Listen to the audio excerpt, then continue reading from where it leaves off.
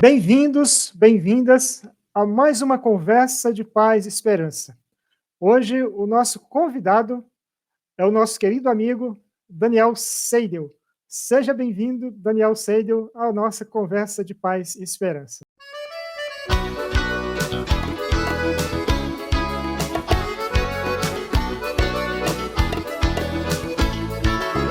É bonita demais, é bonita demais, a mão de quem conduz a bandeira da paz. É bonita demais, é bonita demais, é bonita demais, a mão de quem conduz a bandeira da paz.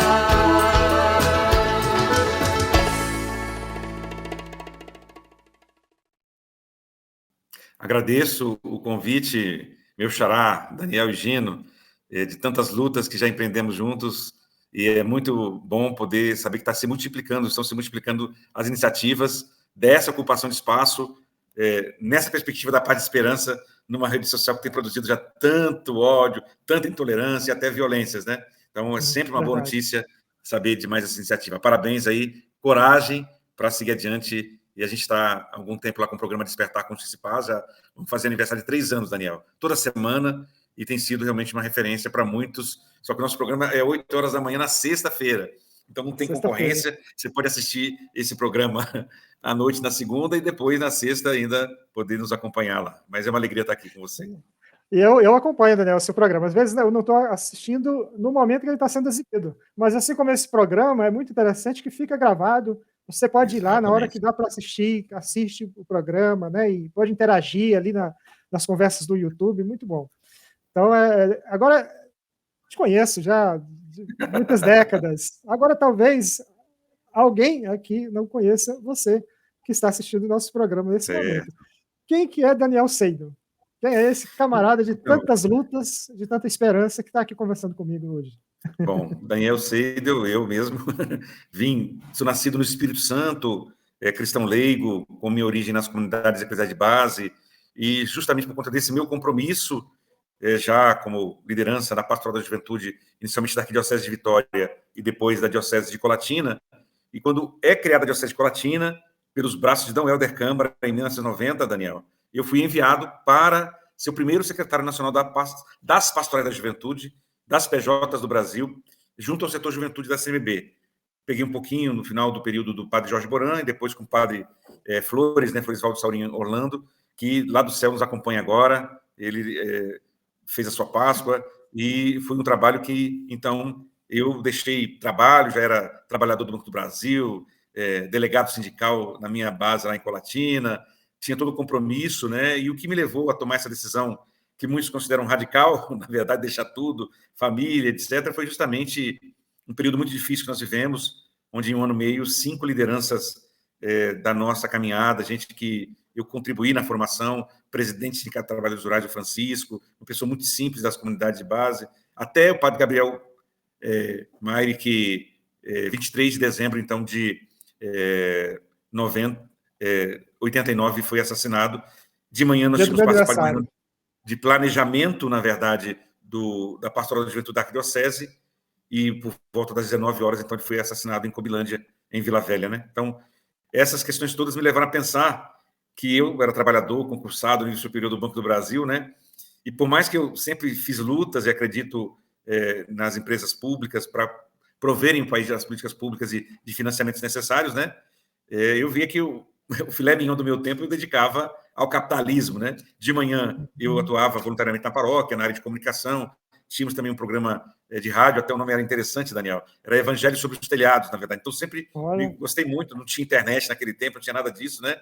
E sempre muito dedicado às ações da igreja, sempre, então, como cristão leigo, toda a minha formação, fiz meus 5 anos de Bíblia ainda lá no Espírito Santo, nas primeiras turmas por correspondência do CEBI Nacional, nós éramos um grupo de agentes de pastorais, né? E lá na nossa comunidade só tinha missa uma vez por mês. E nós tínhamos 3 celebrações por final de semana, sábado à noite, domingo pela manhã e domingo à tardinha.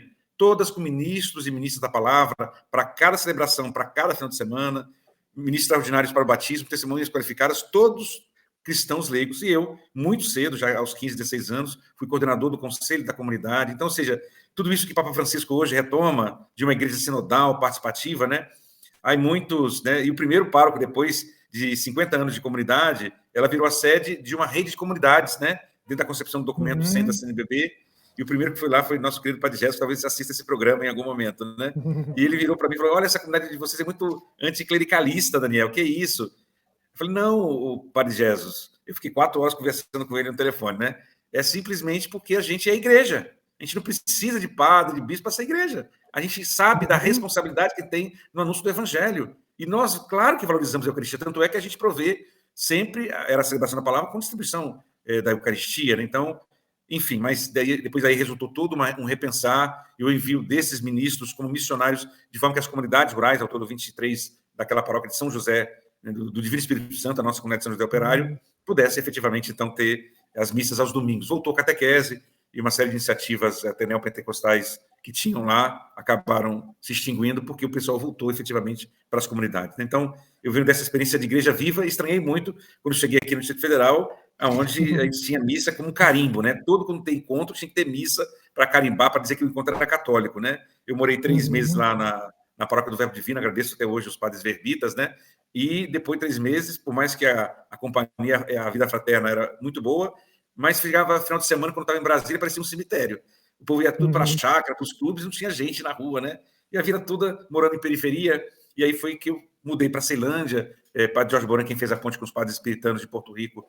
E aí, então, foi uma experiência de Deus, realmente. Eu sempre priorizava um final de semana por mês na paróquia, lá da Ressurreição.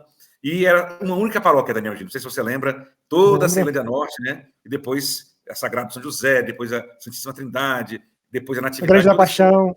Exatamente.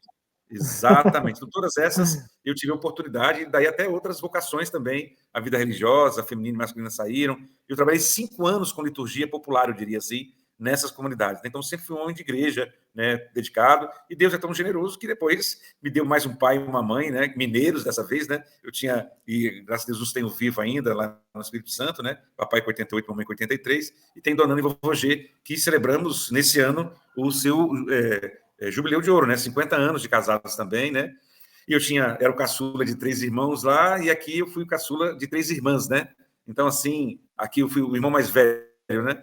Então, assim, para manifestar a misericórdia de Deus, a gratuidade de Deus sempre na minha vida. E depois, Deus achou que era bom que eu não ficasse sozinho, né? E nas terras de Minas Gerais, fazendo psicodrama, eu me casei e assim constituímos uma família. E você nos deu a alegria de ser um dos que também assistiram ao nosso casamento, né? Como diácono temporário à época, né? Juntamente com o pastor Irvino. Então, a nossa trajetória é de gente que é de caminhada, né? E aí a gente foi assumindo os serviços, né? Depois na Comissão Brasileira de Justiça e Paz, tentando nas finanças, na Caritas brasileira, e aí também participando das experiências, né, dos governos populares em Brasília, e uma experiência muito marcante. E, de novo, você esteve comigo também, né, Daniel? Fui na SEDEST, né? Eu considero que foi uma experiência.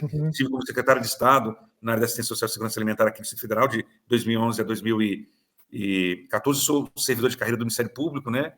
E depois, então, em 2015, quando eu estava em Goiânia fazendo a divulgação da nossa proposta de iniciativa popular pela reforma política e eleições limpas, né, com 4 grandes eixos naquele momento, fui atacado por jovens que eram ligados, hoje a gente sabe, né, a toda essa extrema-direita católica, infelizmente, né, ao tal do que se diz, filósofo hoje também já falecido, Olavo de Carvalho. Isso me custou uma perseguição aqui depois em Brasília, além da difamação nas redes sociais. E Dom Leonardo, secretário-geral à época, então, teve que cercar a CNBB, colocar muro, né? Então, eu sou muito agradecido porque ele realmente tomou todas as providências, mas ainda assim, o pessoal do Programa de Proteção achou que era melhor que eu pudesse revisitar um pouco a minha militância, a minha atuação, e aí eu fui, então, priorizar num lugar que eu digo sempre que é mais tranquilo, que é a Amazônia. Aí o pessoal sorri muito, porque lá onde tem maior número de mortos e perseguidos e ameaçados por conta da atuação a partir da fé nas lutas sociais, né? Mas eu sempre digo, né, com muita tranquilidade, que até que me peguem, como diz outro, eu já fiz um bom estrago no sentido positivo da palavra. Estou lá trabalhando com a escola de festa da Irmã Dorothy, com 300 lideranças entre jovens, pessoas de meia idade, idosos, e Dom João Muniz, Dom Erwin, todos reconhecem que é o maior dinamismo que hoje nós temos na Diocese de Xingu-Altamira, que se faz lá. Então, continuo colaborando como secretário executivo na Comissão Brasileira de Paz, como membro da Secretaria Executiva também da Executiva do Movimento Nacional de Fé e Política, e também colaborando nas pastorais sociais. Hoje, Então, eu tenho a tarefa de coordenar a área de formação, o que dá muita alegria, né? Então, todo o trabalho que a gente faz, além da militância na área de direitos humanos, pelo Vida e Juventude, que também você acompanha, e aí está vendo as contas, Daniel, o Vida já está fazendo 24 anos agora também. Então, você veja que são construções a longo prazo, né? E eu já estou fazendo agora, no próximo dia 28 de maio de 2024, 34 anos de Distrito Federal. Então, eu estou mais tempo aqui nessas terras candangas, no Planalto Central, do que na minha terra natal, mas você bem sabe, as raízes a gente nunca perde, né? E tenho essa alegria de ter percorrido todos os estados brasileiros. Então, e por isso, então, eu sempre digo, né? Eu acredito no nosso povo brasileiro, Daniel. Sabe? É um povo que luta, que sofre, mas que não tem tempo ruim, não. Então, todo o preconceito que existe contra os nossos povos originários, né? Contra as comunidades tradicionais, o que eu tenho aprendido, não dá nem para escrever um só livro apenas, porque é muita coisa, e eu agradeço muito, literalmente, laudato si, né? Louvado seja, porque como realmente nossa cultura é rica. E faço isso agora, estou voltando, eu sei que você tem um carinho muito grande pela Diocese de Goiás, né? Do retiro lá, a partir da motivação da campanha da Fraternidade desse ano, Fraternidade e Amizade Social, e aí agora a Jussara, como aposentou, tanto quanto eu posso, nós vamos juntos, né? E aí é muito bom, né? Também estar na parceria, né? E a caçula agora tem 19 anos, então já dá para a gente poder, então, estar junto na missão também. Então, é um pouquinho disso, Daniel. Então, claro, nessa formação, também tive a oportunidade de fazer mestrado em ciência política na UNB, trabalhando justamente a área da política social e o protagonismo das mulheres. Depois de ter feito essa experiência como secretário de Estado, voltei para estudar, para avaliar o que eu tinha feito, e aí desenvolvi toda uma metodologia de mobilização das mulheres do Bolsa Família, que agora eu estou colaborando para que efetivamente seja utilizado, né? Então, assim, aí eu fiz uma pós-graduação em planejamento estratégico de políticas públicas pela Unicamp, além daquilo que também você bem conhece, que é a questão do psicodrama, né? A formação em psicodrama, a partir da experiência no teatro de rua, lá do norte do estado do Espírito Santo, também me deu, vamos dizer assim, uma capacidade de estar sempre à escuta e em diálogo com as juventudes, né? E aí, se eu dialogo com a juventude, que eu considero o setor mais desafiador para a gente fazer trabalho de base, para um trabalho efetivo de evangelização, eu acredito que com todos os outros grupos também a gente consegue fazer isso. Então, amo viver, amo essa dedicação, né? E eu tenho um lema pessoal, né? Não é episcopal, não é sacerdotal, mas é a partir do meu batismo, que é servir com alegria, né? Isso que eu desejo a cada Eucaristia que eu participo.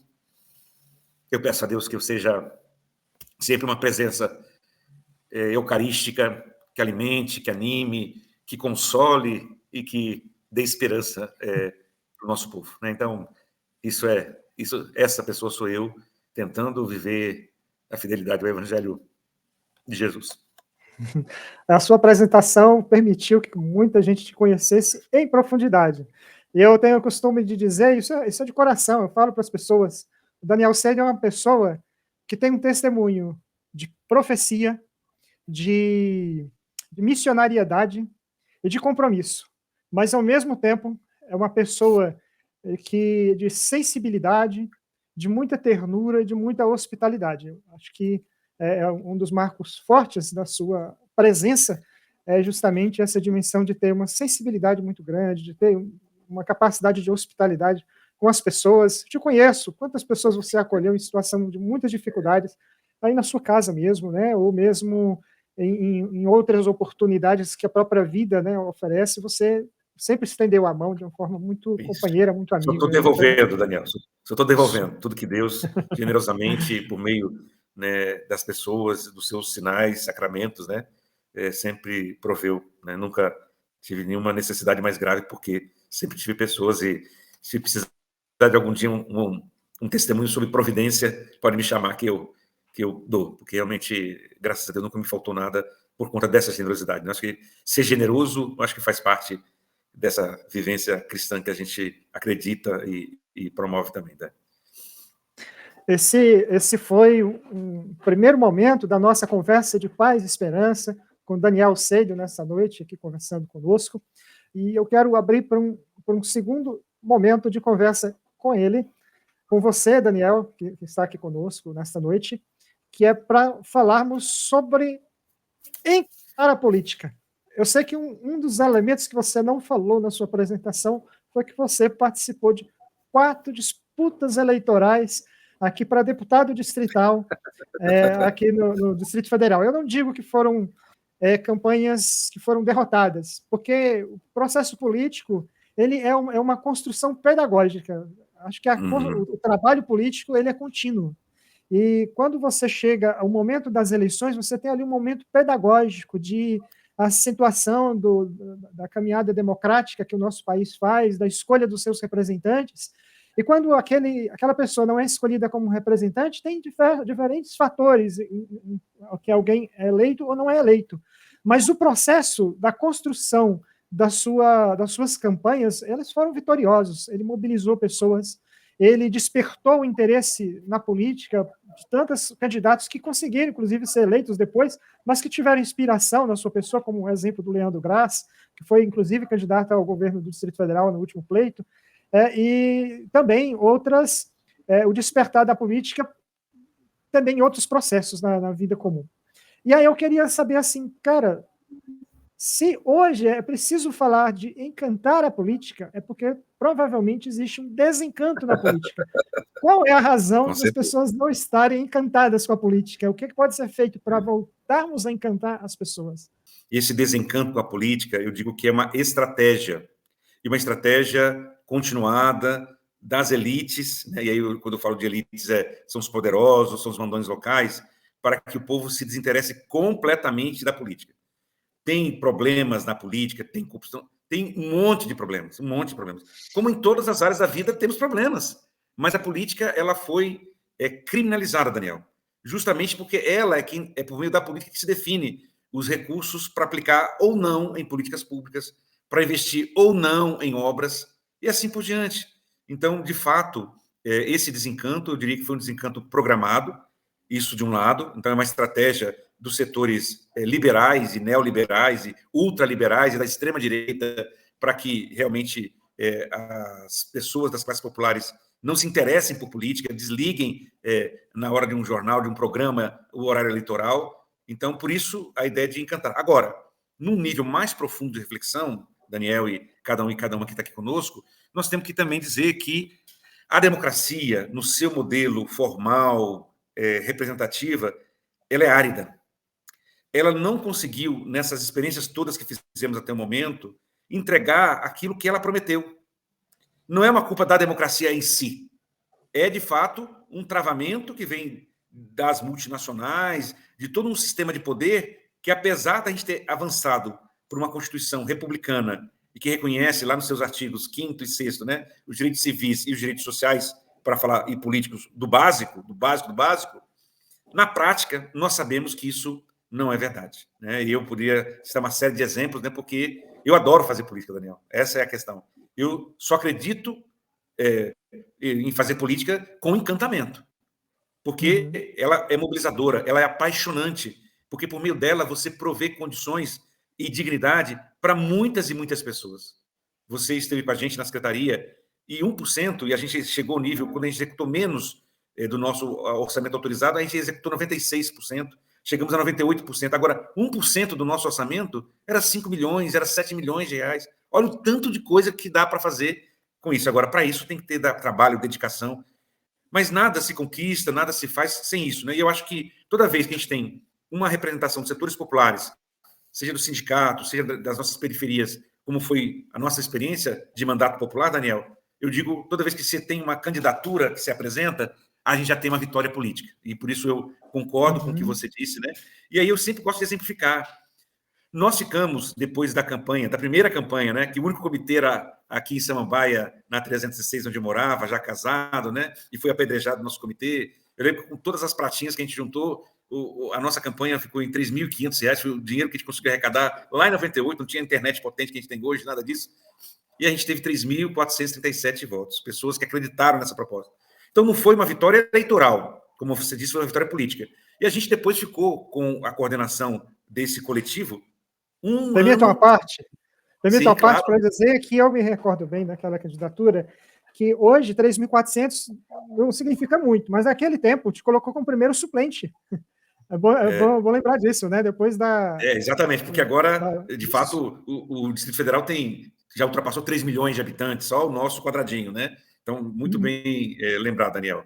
E isso, depois da segunda candidatura, foi então muito marcante, mas eu acabei emergindo porque a maioria das candidaturas no Distrito Federal vinham mais da luta sindical, né? e da luta de categorias profissionais, porque, como eu afirmei na minha apresentação, a Igreja Católica aqui em Brasília não tinha muito essa tradição de esse entrosamento e essa ação conjunta, como é a experiência das comunidades eclesiais de base, né, com os movimentos sociais, né? Então, de fato, a emergência de uma liderança da Igreja com esse perfil vinculado às comunidades de base, à pastoral da juventude, de fato, outras candidaturas também no espectro político sempre tiveram, mas nunca tinham tido uma expressão eleitoral como essa que nós tivemos, né?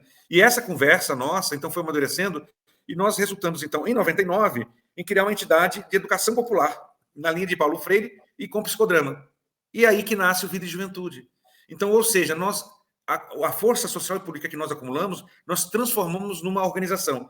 E naquele período, Daniel, estava um debate danado sobre o papel do terceiro setor e toda uma transferência de responsabilidade do Estado e uma inversão de papéis, aí a execução ficaria com a sociedade civil de forma precarizada e o Estado passaria a ser fiscalizador. Era toda aquela confusão, na verdade, do neoliberalismo, aí nós temos que dar nome aos bois, Margaret Thatcher, Ronald Reagan, né, que vinha naquela enxurrada do Estado mínimo, do Consenso de Washington, e atingir exatamente essas coisas. E nós tínhamos muita clareza e crítica a esse processo. E a gente, então, se constituiu com essa identidade, né? E o Vida funcionou na garagem lá de casa, e Zé Ivaldo foi um dos seus primeiros secretários, hoje é professor, está fazendo doutorado já, o secretário. O que era a nossa missão? Articular assessorias para grupos pastorais e para movimentos sociais nas periferias do Distrito Federal. E a periferia chegava a Águas Lindas, chegava a Formosa. Então, ou seja, uma presença transformadora. E depois, então, com o advento, então, do primeiro governo democrático e federal com o presidente Lula, então, nós começamos, como nós éramos constituídos com um CNPJ, a ter a possibilidade de acesso a recursos públicos para executar, e aí sempre sobrava para a gente os mais excluídos. Então, o primeiro pequeno projeto foi na área de ciganos, fazer toda uma divulgação dos direitos dos ciganos. A gente não deixava, a gente estava interessado, nós, graças a Deus, cada um de nós trabalhávamos, o Vida e Juventude era um espaço para ação política. Depois veio todo um caderno sobre a liberdade religiosa e direitos humanos. E depois, então, fomos adquirindo mais experiência, e então chegamos a executar então, o Provita, que é um programa de proteção a vítimas e testemunhas ameaçadas de morte, já numa robustez muito mais. Aí foi quando, né, em 2008, né, teve uma proposta de fazer uma pós-graduação voltada para esses profissionais. Eu já tinha concluído meu mestrado na universidade, fizemos toda uma construção da proposta, e aí eu acabei ingressando na universidade e coordenando a primeira pós-graduação em Direitos Humanos, a partir da proposição que a universidade tinha feito, né? Mas só para dizer, e hoje, então, eu quero dizer, vou dar um salto histórico, né? Muitos desafios, muitas demandas. Então, nós temos uma organização da sociedade civil que executa programas federais e hoje tem mais de 50 trabalhadores e trabalhadoras com carteira assinada, que foi uma luta que nós fizemos também, porque antes as contratações via convênio eram completamente precarizadas. Então, hoje eu diria, Daniel, que a gente conquistou, na verdade, um mandato naquele período. Mas foi um mandato fora das normas, porque a gente se constituiu num movimento social, num movimento de direitos humanos, num movimento de educação popular, né? E agora, quando a gente faz o Tecendo Vida e Cidadania, né, com uma formação profissional para jovens, no fundo, a gente faz uma espécie de política pública com a formação integral que a gente aprendeu na Pastoral da Juventude, né? Continuamos sendo homens e mulheres de igreja, mas que temos a capacidade de ter uma atuação política. Então, estou dizendo um pouco tudo isso para dizer, então, que a gente tem. E o que foi a nossa grande inspiração quando inicialmente nos juntamos, né? A Comissão Brasileira de Justiça e Paz, o Conselho Nacional do Laicato do Brasil, o Centro de Formação Fé e Política da CNBB, no Helder Câmara, e o NESP, Núcleo de Instituições Políticas da PUC Minas. Já nas eleições de 2020, para propor um caderno de formação. A gente evitou o nome cartilha, justamente por da crítica que Paulo Freire faz, da tal do Ivo viu a uva em lugares que nunca deram uva, né? Então, a gente sempre tem essa ideia de que a gente propõe um texto básico e que teve inspiração nessa grande generosidade do Papa Francisco com a Fratelli Tutti. Um dos capítulos da Fratelli Tutti é a política melhor. E ele veio, de 2020, durante a pandemia ainda, num período onde lá no número 242, ele falava: se tem um tirano no poder, e nós tínhamos, naquele momento, um tirano no poder no governo federal, a melhor forma de você ajudá-lo é retirar o seu poder pelos meios democráticos e pelos instrumentos jurídicos que existem. Então, foi muito importante para nós, porque, de fato, o Papa Francisco nos desafiou a viver, de fato, a fraternidade, que agora é tema até da campanha da fraternidade. Então, assim, naquele período, essa inspiração foi traduzida para o universo das eleições municipais, né, já naquele ano, depois ganhou um corpo com 22 organizações para as eleições de 2022, e agora nós somos com mais de 30 organizações e trabalhando nesses 3 eixos: formação de pessoas que têm a sua origem popular seja nos movimentos pastorais, nas igrejas ou nos movimentos sociais, para que tenham candidaturas viabilizadas. Então, nós temos um curso de formação, inclusive, é muito importante que as pessoas se informem depois como que podem dessa experiência participar. E o resultado da última turma que a gente fez em 2022, Daniel, foi muito importante, porque nós tivemos um resultado que a gente nunca tinha tido, 25%. De cada 4 candidaturas que participaram da formação, então, uma foi eleita. Então, isso para nós é um resultado extraordinário, porque ali tinha como fazer campanha em redes sociais, as orientações jurídicas necessárias, porque às vezes a nossa turma, nosso povo que vem da base, com muitas dificuldades se apresenta, falta ali alguns conhecimentos básicos do jogo político. E no curso a gente tem especialistas que nos ajudaram nesse processo aí de realmente exercer essa orientação de forma segura. O outro caminho é, com a utilização dos cadernos de formação, ampliar a consciência política do eleitorado, e de fato é muito importante que a gente tenha critérios para a escolha das candidaturas, né? E aí, para esse ano, nós vamos usar uma revista que se chama Revista Casa Comum. Depois, Daniel, durante o programa, eu vou lhe enviar o link, e você, por favor, coloquem. Opa! Já está aqui, que coisa boa, Daniel. Você realmente sempre me surpreende positivamente, viu? Então, vocês se cadastrem aí para vocês receberem, e se vocês fizerem esse cadastro até esse mês de março, abril no máximo, vocês vão receber na sua casa essa revista, que vai ser o nosso caderno de formação política, para você ir com roteiros para fazer o trabalho de base. Mas, além disso, para animar, nós vamos ofertar totalmente virtual, em 8 segundas-feiras, final de abril, maio e junho, uma formação para multiplicadoras e multiplicadores desse caderno. Então, também nós vamos ter, além do curso que já vai estar acontecendo, a partir desse início de março, o curso para planejamento de campanha já acontece lá pela PUC Minas, com 170 bolsas integrais, o curso vai custar R$210. Nós temos a revista, que vai ser o nosso caderno, que você pode fazer trabalho. Para que tudo isso? Para que depois setores pastorais, movimentos sociais, declarem apoio, Daniel. É isso que nós queremos. Nós não estamos num tempo onde a gente pode ficar em cima do muro, não. Porque as ameaças à democracia, não podemos nos esquecer do que aconteceu no dia 8 de janeiro de 2023, estão postas. Tem muitos setores sociais ainda que não admitem essa participação das mulheres, dos setores vinculados a toda a população LGBTQIA+, a participação dos afrodescendentes, a participação dos periféricos, né? E isso eu tenho uma alegria muito grande também, naquilo que você falava. Eu realmente contribuí com a oferta da minha história, da minha vida, dos meus compromissos, 4 vezes para deputado, só que ao longo dessa trajetória que dá, somando 16, mas teve uma das vezes que eu não saí, dá 20 anos, hoje nós temos mais de meia dúzia, quer dizer, 1/4 parte dos deputados da Câmara Distrital que foram eleitores que participaram desses processos e que conseguiram aprender e chegar um pouco mais além, e aqui ali tiveram condições oportunas, né? Então, você falou do nosso querido Leandro Graz, Gabriel tem essa coisa, o Max, né, o próprio Fábio Félix, aqui para alguns nomes no Distrito Federal, o deputado federal também, do PDT, que me escapa o nome também foi um que lá da Ceilândia também me apoiava. Ou seja, é isso que eu acho que a gente tem que... Nós temos que fazer parte de processos, né? Eu leio muito a Alegria do Evangelho nessa perspectiva. Mais do que ocupar um cargo, é você ter essa iniciativa de fazer política de uma forma diferente.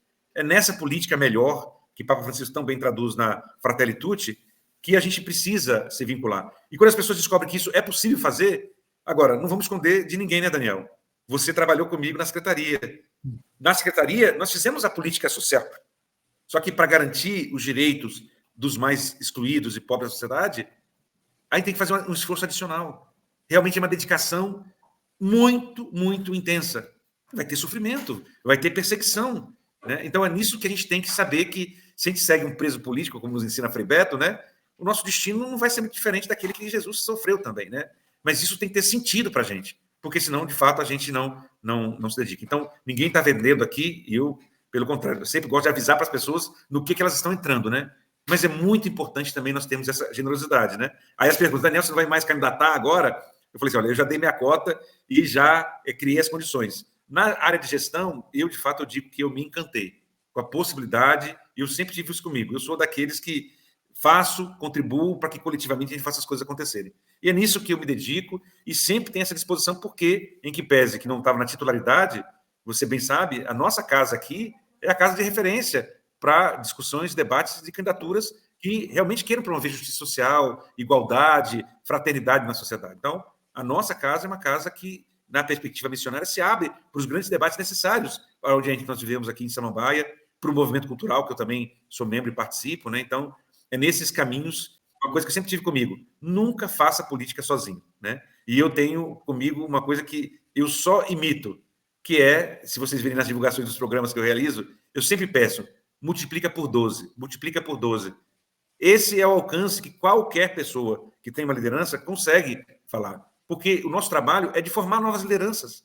Esse tem que ser o nosso horizonte, e para formar novas lideranças, não é do dia para a noite. Daniel Gino sempre, né, nos acompanhou e sabe disso. Mas a cada ano eu procuro investir na formação de 12 novas lideranças. E como que eu faço isso? Enviando textos, fazendo ligação, convidando para participar de oportunidades de formação que sempre temos, né? E a partir daí, então, a pessoa vai se descobrindo, né? E para terminar, então, você falou um bocado, né, Daniel? Depois você vai ter a edição. Mas é para dizer que, então, que uma das minhas grandes alegrias desse ano, né, é justamente um indígena lá de Marabá, que no dia 14 de março, não sei quando esse programa vai ao ar exatamente, né? Ele vai estar se formando em ciências sociais com foco em antropologia na Unicamp. E esse rapaz eu conheci na caminhada da Ripan na Diocese de Marabá e percebi o potencial que ele tinha na liderança e que, com apoios, foi fazer a prova de seleção para a cota indígena lá em Recife, ficou hospedada com os nossos companheiros da Comissão de Municipais de lá. Ou seja, a gente não precisa ter dinheiro não, Daniel. A gente tem que ter compromisso. A gente tem que criar as redes de apoio. E, qual não foi minha surpresa, ficou muito bem colocado na sua classificação e agora vai ser mais um que vai contribuir nessa luta pelo reconhecimento dos direitos, e já tem uma luta que ele já está nela há muito tempo e que vai fortalecer agora com a sua formação, que é a luta para que a gente definitivamente derrote essa ideia do marco temporal que é retirar o direito dos povos indígenas colocando uma data de validade. Isso é um absurdo e, por isso, juntamente com muitas outras forças sociais e do próprio movimento indígena, nós estamos também dialogando e fazendo com que o Supremo Tribunal Federal possa votar e, de uma vez por todas, resolver isso, porque, ao arrepio daquilo que já tinha sido definido no Supremo, a Câmara dos Deputados, o Senado Federal aprovou uma lei absurda, inconstitucional, que realmente querem, com isso, reavivar o ataque de morte aos nossos povos. E aí, isso, infelizmente, já está acontecendo com o tal de um grupo organizado, entre aspas, chamado Invasão Zero. E hoje, o que é pior do que a edição anterior da UDR, que foi quem, Daniel? Matou aqueles companheiros lá da década de 90, que eu falava que foi meu batismo de sangue para realmente repensar minha vida e a minha prioridade a que eu me dedicava, e eles retornam agora com apoio de muitos setores das polícias militares estaduais. Isso que é o pior. A herança maldita, tem que dizer essas coisas, deixada pelo governo federal anterior, que fez com que muitos trabalhadores e trabalhadoras da segurança pública acreditassem que o caminho para a superação e construção da paz é o uso de armas, né? Isso está muito longe do evangelho, e muitos setores evangélicos e até mesmo católicos, que a gente nomina como neopentecostais ou fundamentalistas, acabam ainda patrocinando ideias como essa, né? Então, nosso desafio continua muito grande e, por isso, então, a gente reitera essa importância da gente não estar só, a gente ser sujeito coletivo. Eu fui, depois que fui secretário, e você bem sabe, uma avaliação muito positiva, sondado por outros governadores para reassumir a secretaria, né? E a cada um que vinha, eu ouvia com muita, realmente, atenção e desejo de servir, mas a maioria das vezes eu negava a possibilidade de compor, justamente porque eu me considero um sujeito coletivo. Quer dizer, eu não decido espaços que eu vou ocupar de poder por mim mesmo. Primeiro, consultar a família. E segundo, consultar aqueles com quem eu exerço o poder. Porque se o poder não tiver para estar a serviço, e se eu fico à mercê do humor do governante de plantão, eu não tenho poder efetivo de fazer acontecer a política pública como política de Estado. Então, é com essa responsabilidade que eu convoco, que eu chamo a cada um e a cada uma de você que está assistindo. Esse ano nós temos eleições municipais. E se você tem condições de servir ao nosso povo de Deus, aos movimentos populares, se apresentando numa candidatura coletiva, no mandato popular, não se omita, meu irmão, minha irmã. É preciso que nós possamos fazer esse processo. E talvez você tenha um resultado parecido com o meu, de não ter vitórias eleitorais. Mas, com certeza, como eu acabei de testemunhar aqui, Daniel também falava isso antes, a vitória política existe sempre. Nós temos esses setores com subrepresentação que colocam a sua voz, colocam a sua identidade a serviço de um projeto coletivo, de um projeto para disputar o poder na sociedade. Nós precisamos fortalecer a democracia. A democracia se faz com participação. Só nas eleições, de jeito nenhum. É participando dos conselhos, é organizando as lutas do povo, mas é nesse conjunto, e é muito importante que nessa organização nós tenhamos quem entenda dessa luta no parlamento, que é muito difícil quando a gente vai lá e a gente encontra com deputados que não sabem nem por onde começou e nem onde vai dar as lutas populares, né? Então, Daniel, fico por aqui, senão daqui a pouco a gente vai ter que fazer um longa-metragem. desse programa. Agradeço demais a oportunidade de compartilhar um pouco dessa minha experiência de vida e digo muita honestidade, né? Sou feliz com o serviço, com essa missão até aqui, né? Daniel, se as pessoas que estão nos ouvindo não se encantaram com a política depois de tudo que você disse, eu vou fechar esse programa, nunca mais eu vou conversar de política aqui, porque realmente o coração da gente palpita ao ouvi-lo e saber o que verdadeiramente é fazer política social, política que chega nas pessoas, política que vai ao encontro das necessidades concretas e reais das pessoas, principalmente das pessoas mais pobres. E foi isso que você acabou de nos dizer, com o encantar a política. Agradeço muito, espero a gente poder ter a oportunidade de tê-lo aqui outras vezes. Muito obrigado por Sempre à disposição, participar Daniel. desse nosso programa.